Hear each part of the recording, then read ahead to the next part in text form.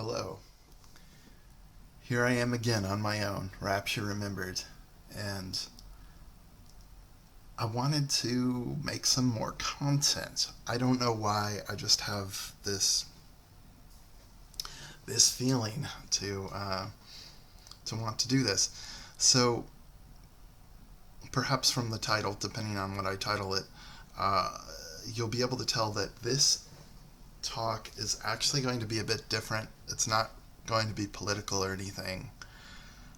It's just a cozy talk about something that, kind of a film genre that I've warmed up to in recent years, uh, and that would be the spaghetti western. Now, you'll find people talking about these spaghetti westerns from time to time, sometimes even within our dissident circles, and it's just a fascinating genre, and I think it stands out from the more established basic American Hollywood Western, which kind of preceded it.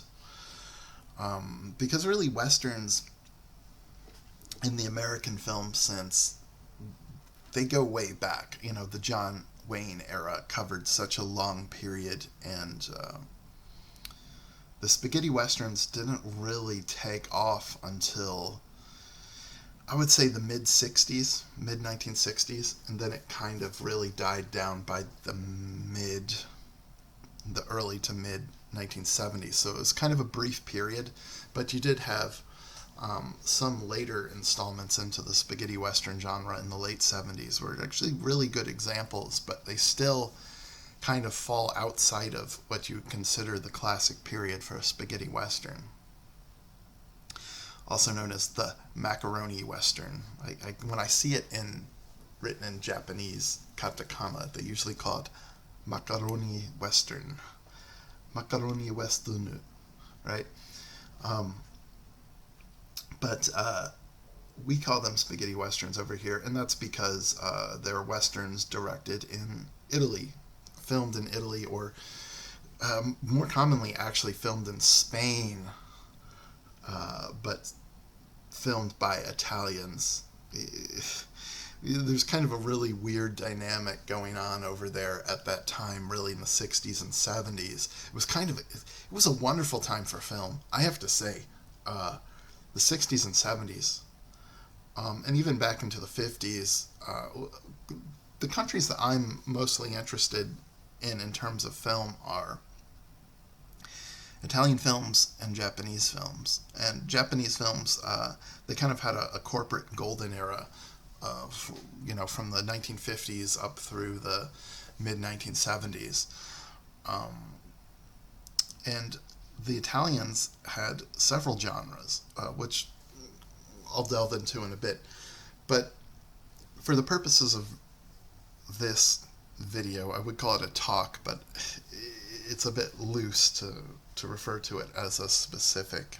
It's not like I'm delivering a speech here or something. I want to compare two films from 1968. Now, it just so happens to be that both of these were filmed in 1968. The two films being Once Upon a Time in the West and The Great Silence. Now, both of these films are pretty famous within the spaghetti western genre. The Great Silence was directed by Sergio Corbucci with a musical score by Ennio Morricone, his work is so fabulous, and I'm not saying that he's flawless.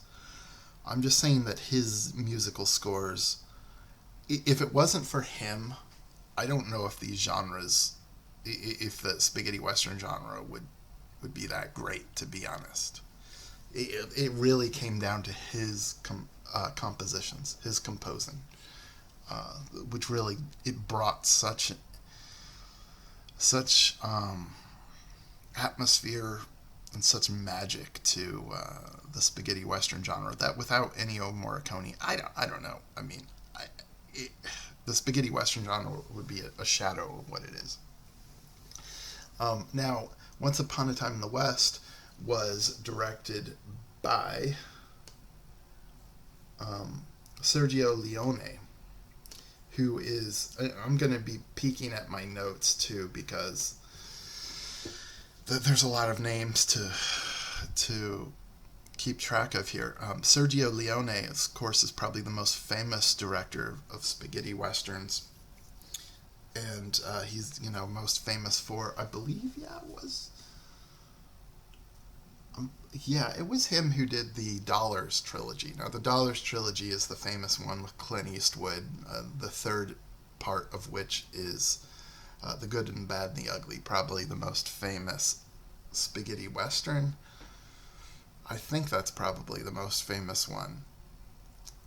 There are a few that might come close to rivaling it, like Once Upon a Time in the West, but I don't know. Anyway, what's interesting about these directors are that there are actually, a lot of people think there's three, excuse me, but there's actually four of these Sergio Italian directors within this genre. There's, of course, Sergio Leone, Sergio Corbucci, and then there is Sergio Solima, who directed The Big Gun Down, which is, it'd be hard not to choose that as the best Western ever made. If I put my personal preferences for particular stories aside, it's definitive, The Big Gun Down by Sergio Solima. And then there's also Sergio Garone, who actually directed one of my favorite Westerns, A Noose for Django, or No Room to Die, or there's a ton of titles for that one. That's another thing. These films have all these different titles. Of course, because they have Italian titles and they have American, sometimes it's directly translated, sometimes it's something completely different. And, okay, why am I talking about this, right? I just wanted to compare the two films in kind of a loose way. Now, in terms of the actual story and enjoyment, I enjoyed and liked The Great Silence. I really enjoyed aspects and parts of Once Upon a Time in the West, but I thought it was really long. The story was just all over the place. I mean, trying to piece together what exactly was going on. I realize in hindsight, after reading the Wikipedia, that really the story's not that complex, but it's just kind of a real hot mess. Like, it's hard to really tell character motivations. Like, especially with the woman, and she ends up sleeping with the main villain at some point, and there's no reason why that should have happened. I mean, it's weird. It's a weird scene. And by the way, the main villain of Once Upon a Time in the West was a guy named, the character name was Frank. It was played by Henry Fonda, which I suppose is probably the motivation for me to even talk about this. And I'm getting a cough. Don't worry, I haven't been to mainland China recently. So I want to talk just a bit about Henry Fonda. I don't know much about him, but he's been an actor since the 1920s or something like that. Certainly by the 1930s. He was born in 1905 or something like that. I'd have to look up sometime around then. So this movie came out in 1968, so he's already in his 60s in this. But for being in his 60s, he seems really fit, really spry. He's kind of has a tall stature, very striking figure in this film, and I think he added a lot to it. He kind of had this really kind of dark aura, because you had this guy who seemed so competent and so sure, but he's just a ruthless killer. And he wasn't wild or anything. He was very collected and seemed respectable at times. And many times in the film, he seemed like a respectable character, but just a ruthless killer. So it's a very interesting character from that perspective, and I think he added a lot to this film. Now, the protagonist of Once Upon a Time in the West was a guy who his character didn't really have a name, but someone refers to him as Harmonica at some point because he'd always be playing the harmonica. And that was played by Charles Bronson. And Charles Bronson's another one of these I'm kind of fascinated by his life story, even though by Hollywood standards in the 1960s, and it's probably a pretty standard story, but it's just these guys grew up in such a different world. They're like if you look at a guy like Charles Bronson, you wouldn't say, here's a guy who's going to want to be an actor. I mean, I'm probably a much better actor than he is, and I don't act, right? It's just a fascinating. I'm really fascinated by some of these older actors who we've kind of forgotten about, and looking back at their life stories, what their motivations were, their rise to fame and their rises to fame and stuff like that. I just find it fascinating. Well, this character of Harmonica was initially supposed to be played by Clint Eastwood, but Eastwood rejected the role. Now, keep in mind, this is 1968, so this is, a few years after the success of the Dollars trilogy, and I know that Sergio Leone was like burnt out on westerns at this point, and perhaps Clint Eastwood was too. But either way, it's kind of good because it introduced Charles Bronson to this genre. And he was kind of, the quiet protagonist that he typically always plays. Now, I gotta say, the musical score in each of these films was fantastic, especially in The Great Silence. Now, I don't want to take away from the score from Once Upon a Time in the West, but it's very... I would have to say, especially the opening of the score is so moody. You have this, presumably, I don't know, I assume it's an Italian female singer, and it's just so almost ghostly, right? In a Western sense. It's really kind of magical. And then, the score turns into, was basically orchestra. And it's been pretty praised, I have to say, but I think that the score for The Great Silence is better. And both of these, of course, were by Morricone. Now, the score in the opening for Great Silence is beautiful. It really grows on you.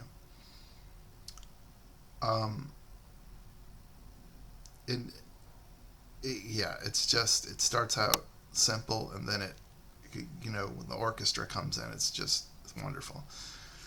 I will say that why would people like these spaghetti westerns? Well, really, it's not for the ingenious storytelling, because the stories are kind of simple. It's going to be, there's a good guy, there's a bad guy, the bad guy's doing bad things. When's the good guy going to come back and shoot all the bad guys? And usually there's a beautiful Italian girl batting her eyelashes like the whole film, and certainly Claudia Cardinale in Once Upon a Time in the West, she kind of just, it is hard not to appreciate her beauty. She's quite beautiful. But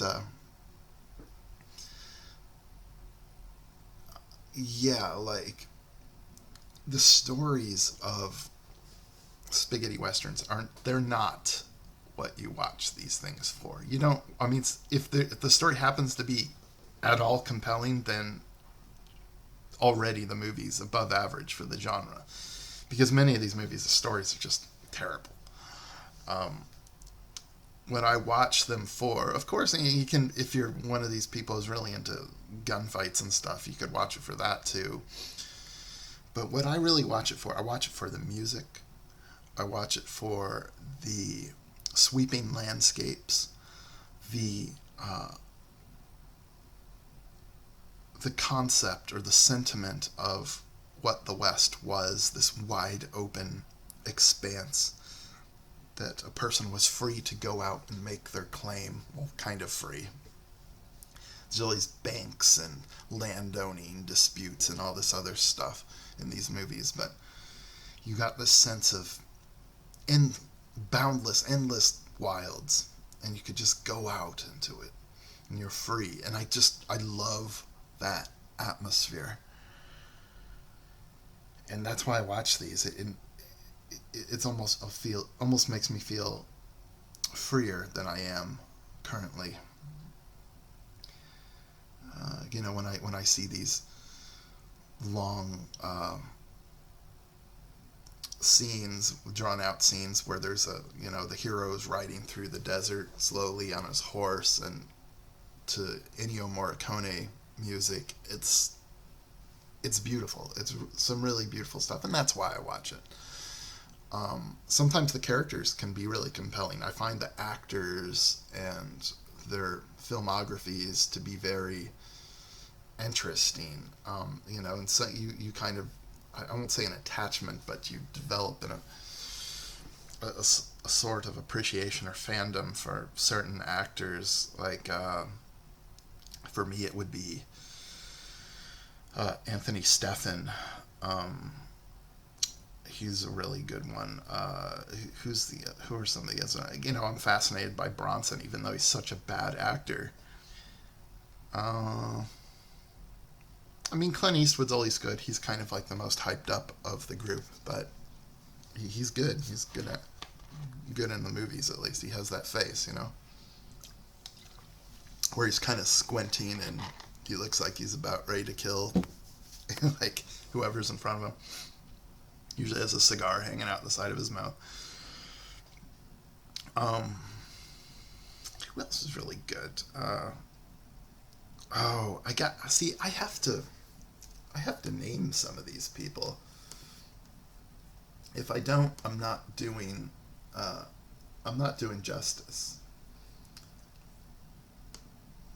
So I'm gonna just look some of these people up really quick.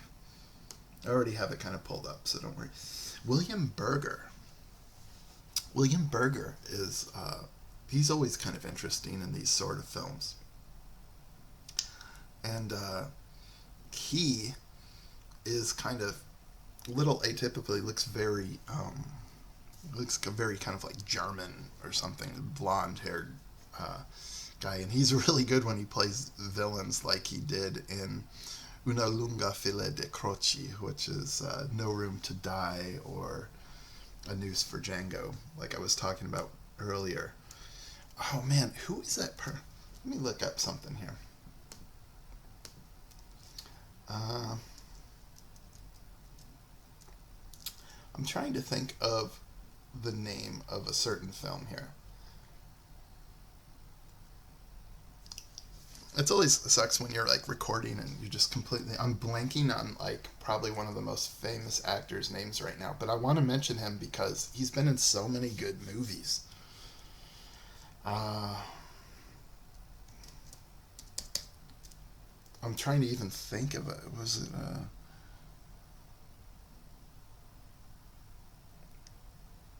He was in several of these movies.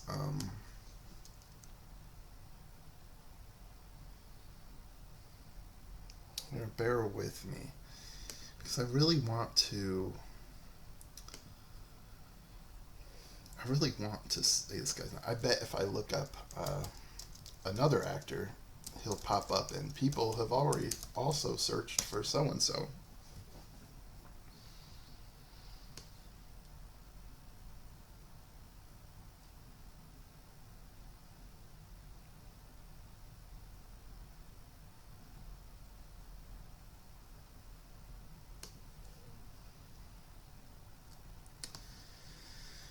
Oh, See, this is why approaching 40 sucks, because you just blank on stuff, and because I'm recording, I haven't come up with the name for it.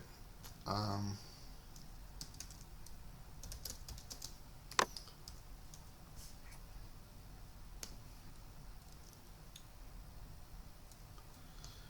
oh my lord, how could this take so long?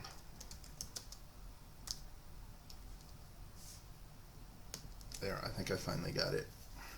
I had to look up like the only thing I could possibly remember. Uh, Giuliano Gemma. Giuliano Gemma. God, I can't believe I couldn't remember that name. Anyway, he was in a number of these films. Um, he was just in a number of these films. He seemed to be in the most, in the most spaghetti westerns of any of the actors known for it. And actually, I liked him perhaps most in the 1977 film California, which is actually kind of hard to look up because, I don't know, you'd have to know that it's 1977 and then type California film 1977 to really get it to show up. But that was a really good one. And yeah, he was always kind of the younger looking guy in the 60s, kind of the up and coming gunslinger type. And yeah, and died in 2013. That's another thing. Most of these guys are dead. There are a few who are still alive, like Gianni Garco and a few others. But yeah, let me look up Giuliano Gemma. Let's take a little sidetrack here. I want to see what movies he was in, because I know he was in a ton of famous spaghetti westerns. Okay, let's go back to the 60s here. So he was in Long Days of Vengeance. He was in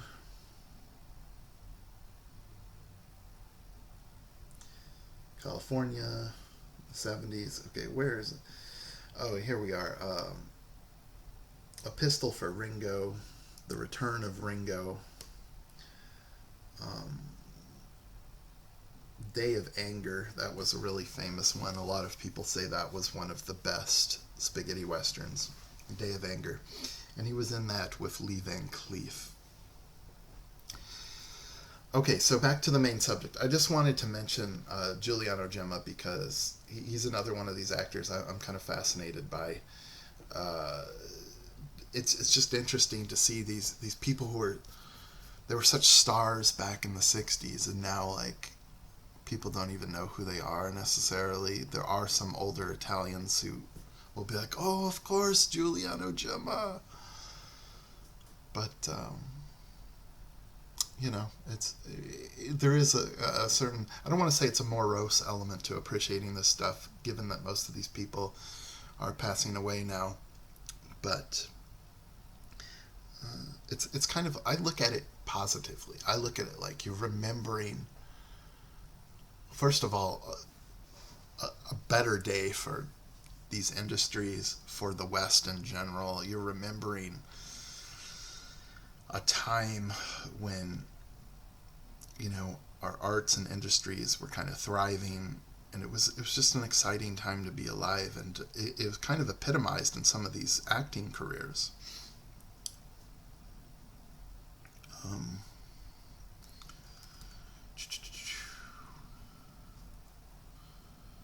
So let's see. Yeah, I definitely wanted to mention him. Okay, let me get back to comparing The Great Silence to Once Upon a Time in the West.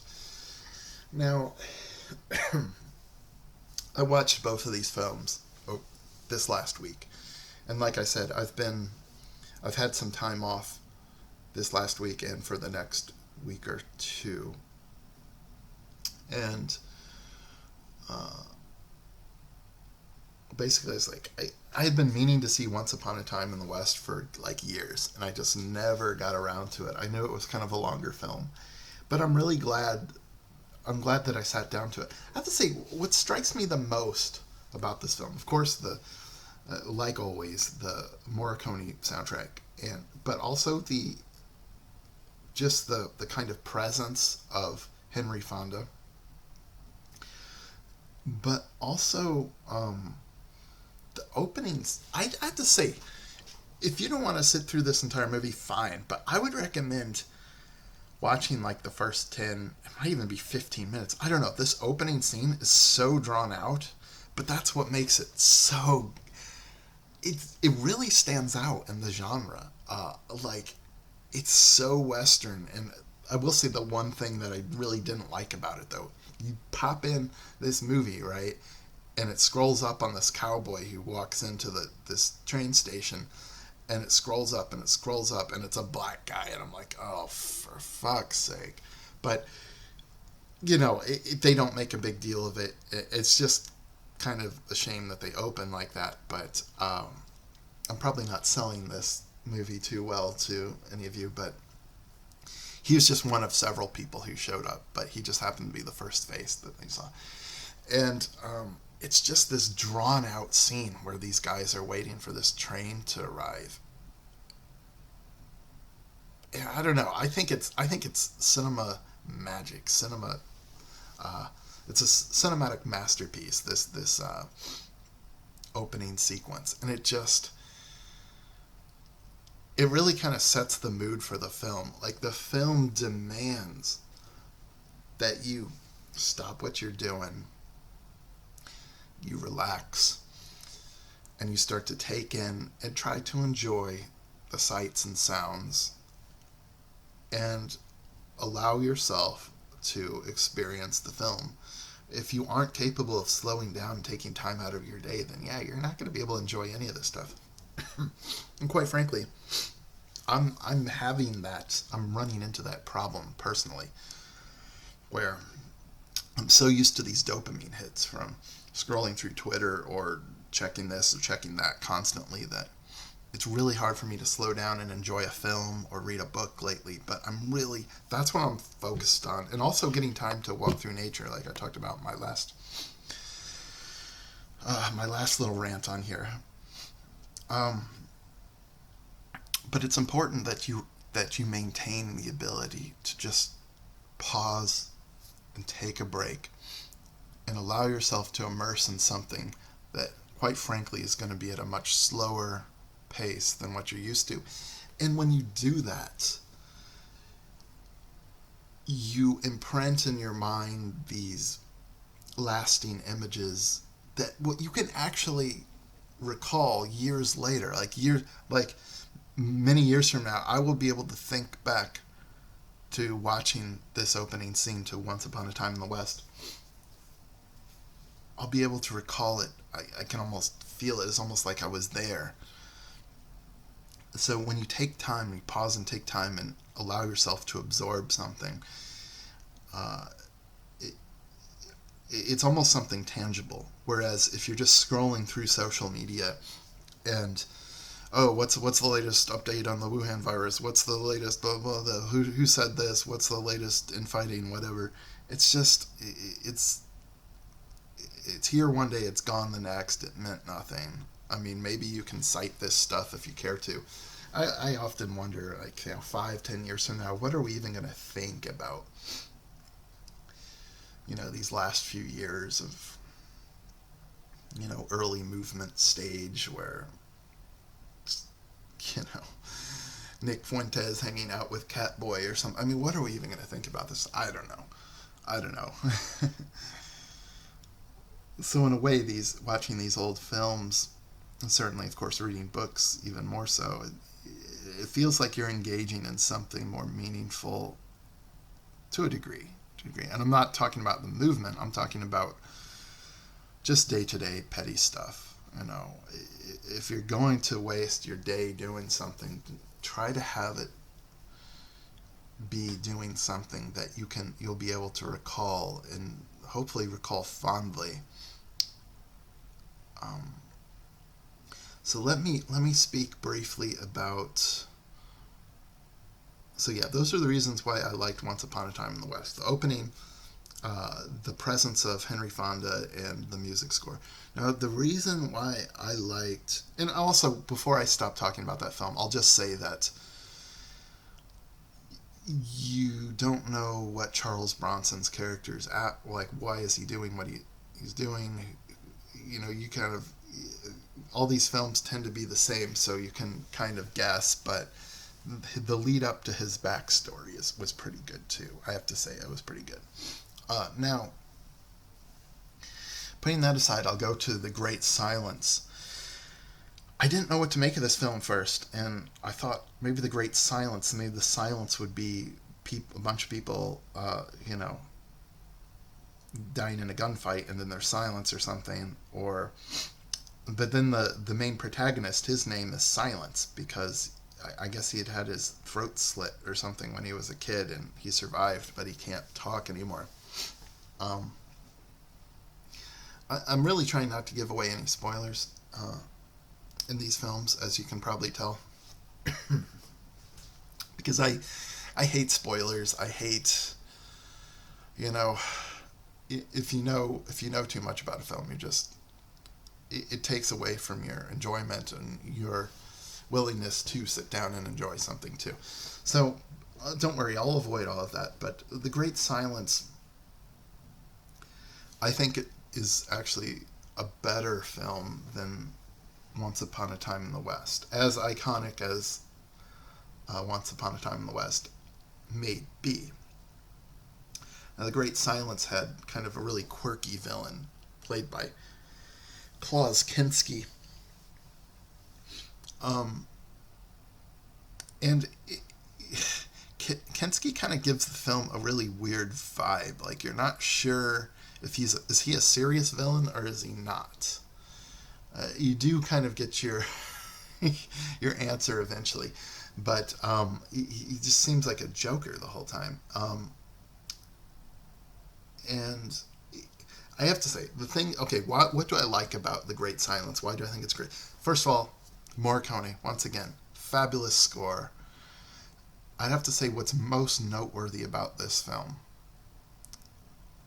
other than things I won't get into for spoiler reasons, what is most noteworthy about this film are the sweeping landscapes, but it's not your typical Western landscape. It was filmed almost entirely during the snow. And actually, there's an article on one of these sites. I'll link it below. But Quentin Tarantino took a lot of inspiration from this film, I think, for his Hateful Eight movie, which was also filmed in the snow. Um, the riding scenes with the music and the snowy landscapes and mountains, fabulous. Absolutely fabulous in The Great Silence. And quite frankly, they may be the best riding sequences, landscape sequences that I've seen in the genre. So it's that high up there. It's great stuff. The story, I don't know. Some of the characters are really, like the evil banker guy he's really kind of a creep and a great actor playing that role. And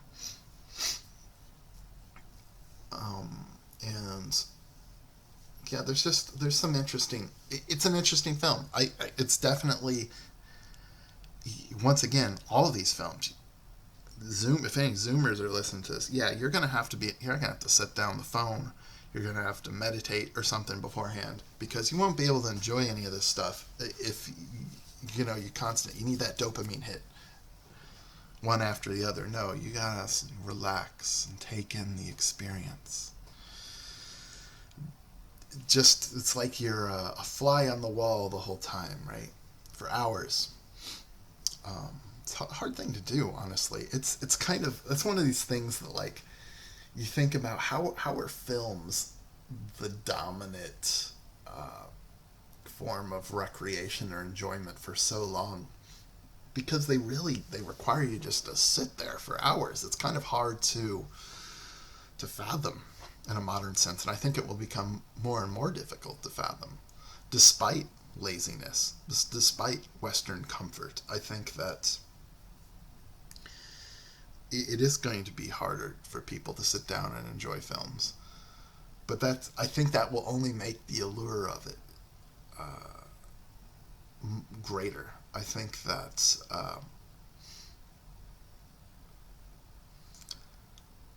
if you're someone, much like someone, if you can sit down and read Gibbon's Decline and Fall of the Roman Empire, which I'm trying to do still. I'm still on the first volume of 6, but we're talking about massive, very dry work.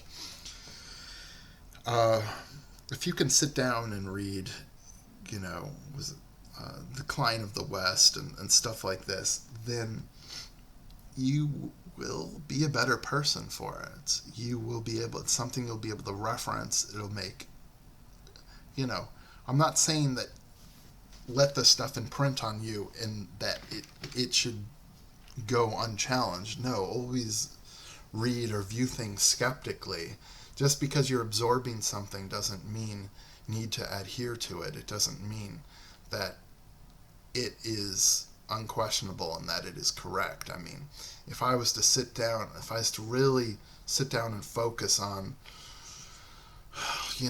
a book by, let's say, Hillary Clinton or something, it's not like all of a sudden I'm going to agree with her on stuff. So there's always going to be, I'm not saying that just let this stuff tell you how to live your life. But if you can take the time to enjoy something, especially something from a long time ago, I think it can really almost add harmony to your life. It can really relax you, slow you down, and maybe give you a different way of looking at things. And so that's kind of why I've gotten into the spaghetti westerns. So if I'm going to directly compare the two films, both from 1968, I would say they're both classics. They're both classics. Now, just because I'm comparing doesn't mean I need to say one's better than the other. I will say I enjoyed The Great Silence more, but I'll also say that, Once Upon a Time in the West, it's probably worth watching. Certainly scenes from it. Like I said, if you can't watch it, just watch the opening.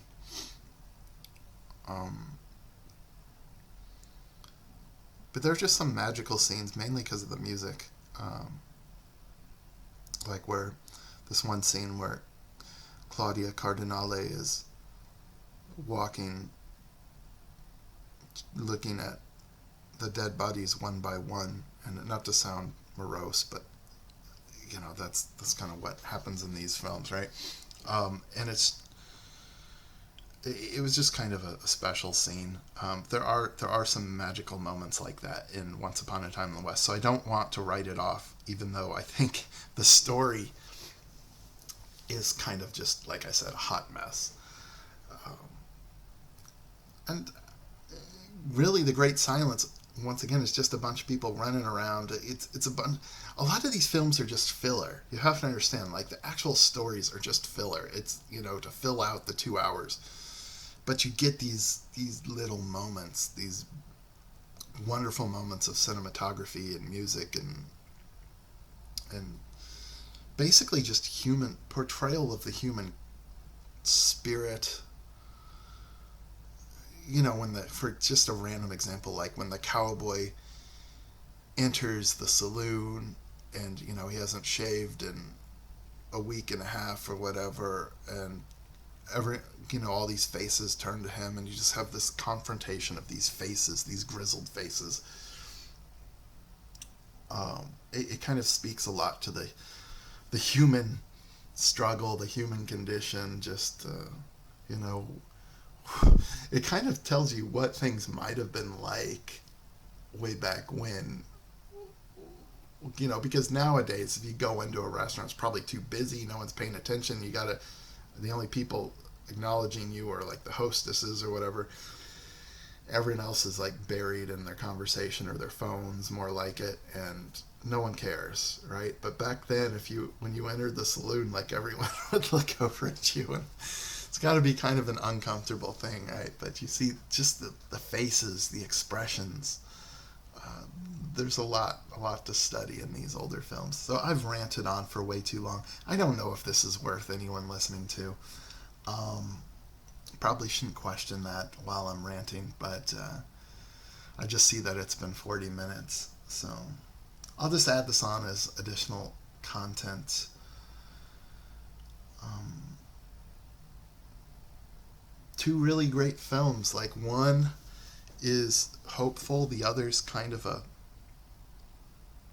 I mean, they both have their elements of tragedy. One's wreathed in tragedy and mourning, the other is somewhat hopeful, looking forward to a future. So I'll let you guys decide which one is which. And yeah, I enjoyed it. I'm glad I spent those hours of my life taking in those scenes and those sounds. I'll talk to you later.